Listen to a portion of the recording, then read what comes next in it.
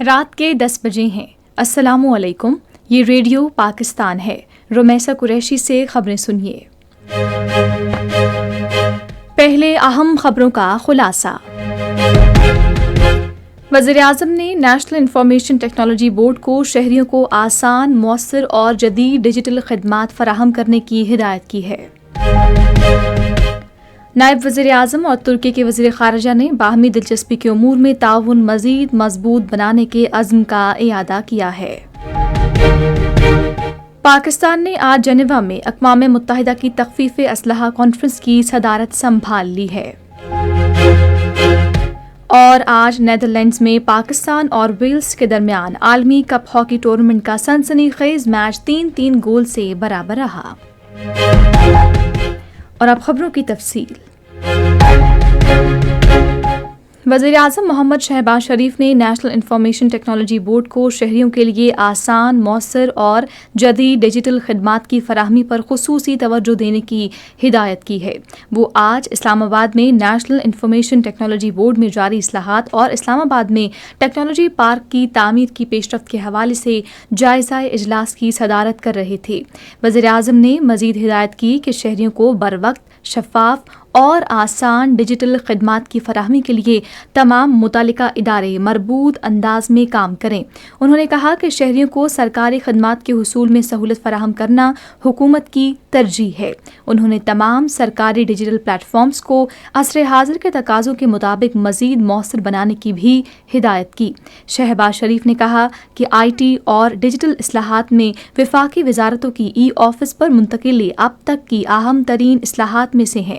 انہوں نے وفاقی حکومت کے تمام ماتحت اداروں اور ایس او ایز میں ای آفس کا استعمال یقینی بنانے کی ہدایت کی۔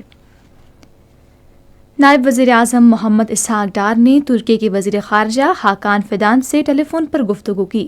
انہوں نے موجودہ علاقائی صورتحال پر تبادلہ خیال کیا اور باہمی دلچسپی کے امور میں تعاون مزید مضبوط بنانے کے عزم کا اعادہ کیا۔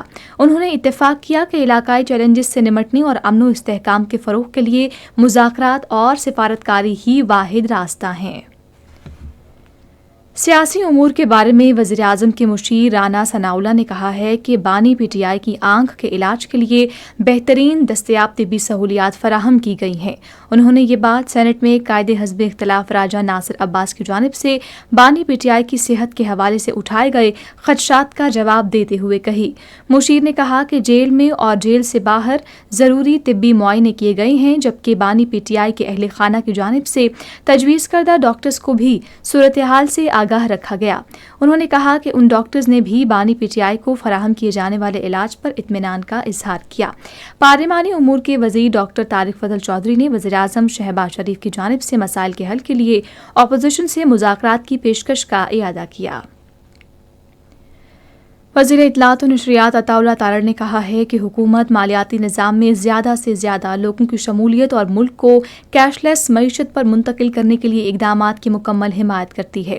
انہوں نے یہ بات آج اسلام آباد میں جے ایس بینک کے تحت زی والیٹ کی افتتاحی تقریب سے خطاب کرتے ہوئے کہی۔ وفاقی وزیر نے مالیاتی شمولیت کو فروغ دینے اور شہریوں کو ٹیکنالوجی کے ذریعے مالی سہولیات فراہم کرنے کے لیے زونگ، زندگی اور جے ایس بینک کے اشتراک عمل کو سراہا۔ انہوں نے ٹیکنالوجی، ٹیلی مواصلات کی خدمات، انٹرنیٹ بینکنگ اور مالیاتی شمولیت سے متعلق اقدامات کے لیے حکومت کی مکمل حمایت کی یقین دہانی کرائی۔ پاکستان نے آج جنیوا میں اقوام متحدہ کی تخفیف اسلحہ کانفرنس کی صدارت سنبھال لی ہے۔ اپنی صدارت کے دوران پاکستان کانفرنس کی سالانہ رپورٹ اور اقوام متحدہ کی جنرل اسمبلی کی پہلی کمیٹی میں متعلقہ قرارداد پر مذاکرات کی قیادت کرے گا۔ آزاد جموں کشمیر الیکشن کمیشن نے قانون ساز اسمبلی کی مخصوص نشستوں کے انتخابات کا شیڈیول جاری کر دیا ہے۔ شیڈیول کے مطابق کاغذات نامزدگی جمعرات کو جمع کرائے جا سکتے ہیں۔ امیدواروں کی حتمی فہرستیں رواں ماہ کی 23 تاریخ کو جاری کی جائیں گی۔ خواتین کی 5 مخصوص نشستوں اور ٹیکنوکریٹس کی 3 نشستوں پر انتخابات رواں ماہ کی 24 تاریخ کو ہوں گے۔ الیکشن کمیشن نے آزاد جموں کشمیر قانون ساز اسمبلی کی عمارت کو پولنگ اسٹیشن قرار دے دیا ہے۔ کل جماعتی حریت کانفرنس نے کہا ہے کہ کشمیر کے تنازع کے حل سے متعلق بھارت کی بی جے پی حکومت کی ہٹ دھرمی اور اس کی عسکریت پسندی کی پالیسی جنوبی ایشیا میں امن، معاشی اور سیاسی استحکام کے لیے سنگین خطرہ ہے۔ حریت کانفرنس کے ترجمان عبدالرشید منہاس ایڈوکیٹ نے سری نگر میں ایک بیان میں کہا کہ پاکستان خطے اور دنیا بھر میں امن کا پیامبر ہے۔ انہوں نے کہا کہ جنوبی ایشیا میں پائیدار امن کے لیے کشمیر کے بنیادی مسئلے کو اقوام متحدہ کی متعلقہ قراردادوں اور مظلوم کشمیری عوام کی خواہشات کے مطابق حل کرنا ضروری ہے، اور اس حوالے سے کشمیریوں کی بے پناہ قربانیاں سب کے سامنے ہیں۔ National champions cup cricket tournament کا فائنل پاکستان گولڈ اور پاکستان گرینز کے درمیان کل ملتان میں کھیلا جائے گا۔ میچ سپہر 3 بجے شروع ہوگا۔ اور آج نیدرلینڈز میں پاکستان اور ویلز کے درمیان عالمی کپ ہاکی ٹورنامنٹ کا پول ڈی کا میچ سنسنی خیز مقابلے کے بعد 3-3 گول سے برابر رہا۔ پاکستان اپنا تیسرا اور آخری پول میچ بدھ کو بھارت کے خلاف کھیلے گا۔ اسی کے ساتھ خبریں ختم ہوئیں۔ مزید خبروں اور تجزیوں کے لیے آپ وزٹ کر سکتے ہیں ہماری ویب سائٹ، پتہ ہے radio.gov.pk اور facebook.com/Radio Pakistan News آفیشیل پر بلیٹنز کی براہ راست ویڈیو سٹریمنگ بھی ملاحظہ کیجیے۔